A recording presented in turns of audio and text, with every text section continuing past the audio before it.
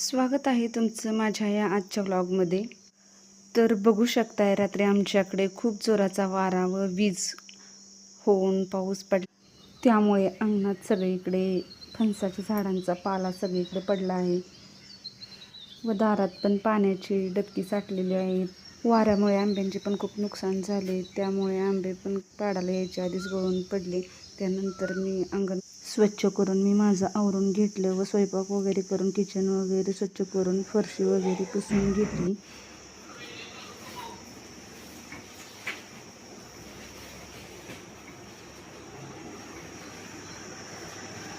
त्यानंतर मी स्लॅबवरती आले होते तर बघितलं तर इथं पाणी साठलं होतं खूप व आईने रानातून तोडून आणलेल्या लाल मिरच्या पिकलेल्या होत्या त्या सुकत घातल्या होत्या. त्याही पावसाच्या पाण्यात भिजून गेल्या होत्या आणि इकडच्या बाजूला पालाही खूप साठला होता वाऱ्यानं.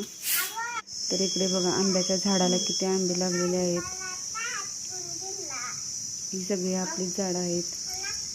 तर त्यानंतर मी कपडे धुवून घेतली व वाळत टाकून घेतली.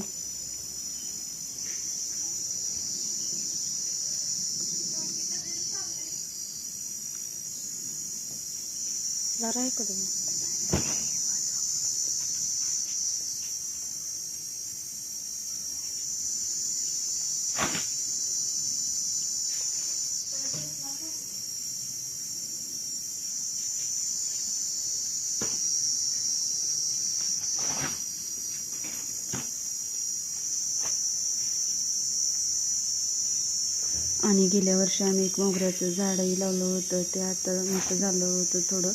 त्याला आता खूप कळ्या लागत होत्या आणि त्याची आज फुलंही थोडी उमललेली होती. तर बघून ही फुलं किती छान उमललेली आहेत ती. आणि इकडे एक जाईचं पण झाड लावून घेतलं. त्याला सुद्धा केशरी कलरचं एक फूल लागलं होतं. आणि इकडं आंब्याच्या एका घसाला किती आंबे लागले होते बघून घ्या. एका आंब्याच्या घसाला 8 आंबे लागले होते.